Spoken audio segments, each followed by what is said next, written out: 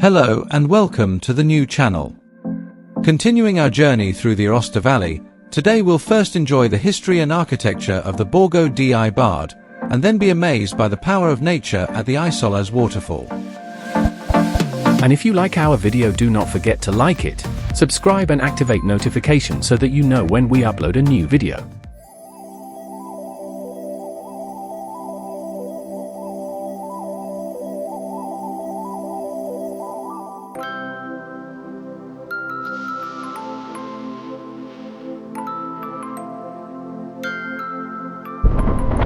This is the second video of our tour through the Aosta Valley. After visiting the Lies Valley, we head to another valley, the Central Valley, where we will explore the Borgo di Bard, dominated by the fortress of the same name.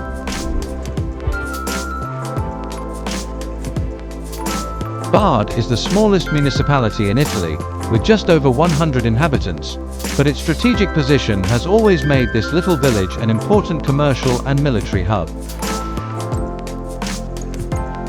Situated on the banks of the Dora Balti River, this tiny village, covering just over 3 square kilometers, is listed among the most beautiful villages in Italy. Rock engravings uncovered during archaeological excavations show that the area around the village has been inhabited since the Neolithic era.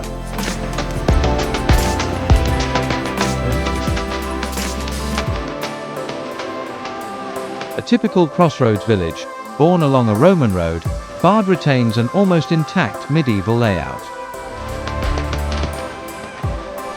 Thanks to its strategic position, it has always been a secure bulwark against invasions and was the scene of a famous historical siege by Napoleon in 1800.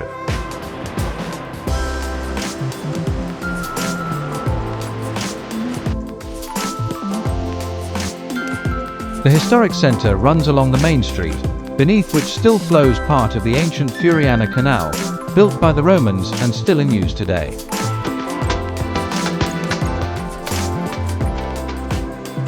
You'll find valuable 15th and 16th century residential buildings, some restored, lining the main street, giving it a beautiful medieval atmosphere.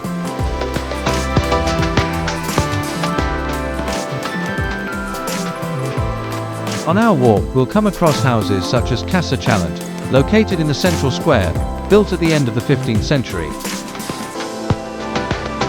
Its facade opens onto the square with stone-framed windows and traces of the original paint.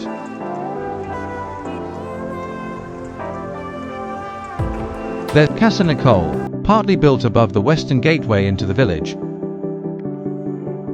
Its facade still bears the marks of cannon fire from Napoleon's siege, and at its apex sits a 4-leaf clover-shaped window from the chapel.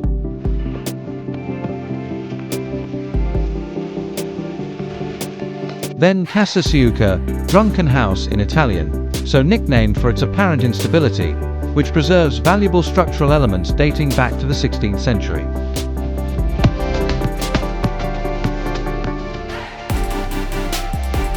Casa Valperga, also from the 16th century, features lovely windows on its facade and remnants of its original painted decoration.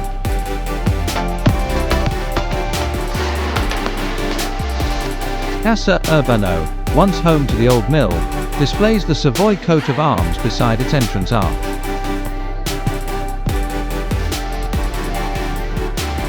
These are just a few of the houses in this small village that have been declared a national monument.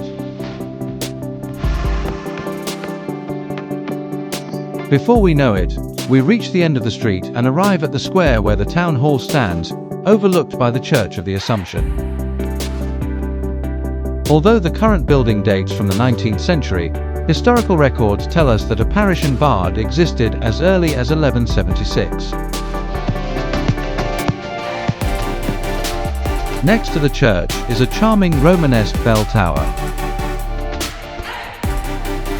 From the square we ascend to the city's most prominent landmark, the Forte di Bard, a magnificent example of military architecture now converted into a cultural centre and museum.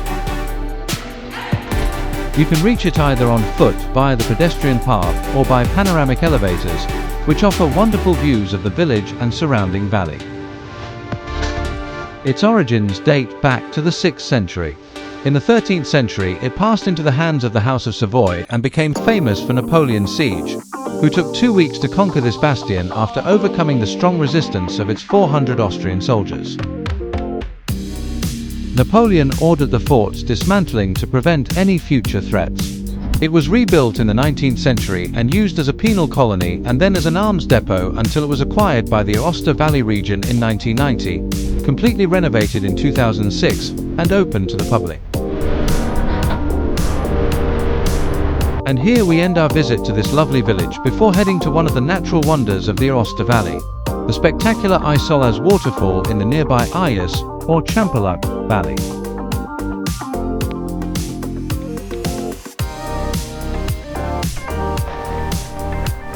We start our hike to the Isollaz waterfall from a nearby parking lot, location linked in the video description, and follow the road onto a metal footbridge, then begin a short but rather steep descent of about 100 meters of elevation.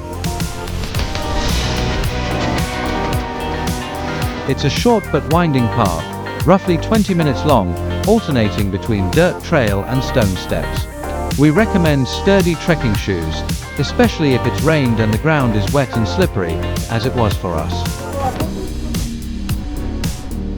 At the end of the trail, where the ground levels out, you can see the Ivankan stream, fed by glacier on Monte Rosa, flowing through a narrow gorge between towering rock walls.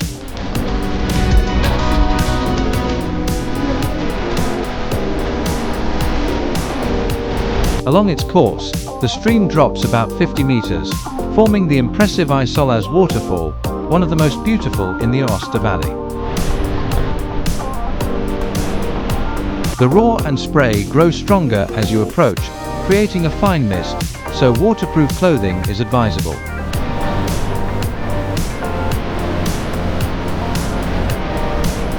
But it's definitely worth the hike, as the final spectacle is a stunning curtain of water whose sound and force, in such an enclosed setting, allow you to appreciate this natural masterpiece far more than you ever expected.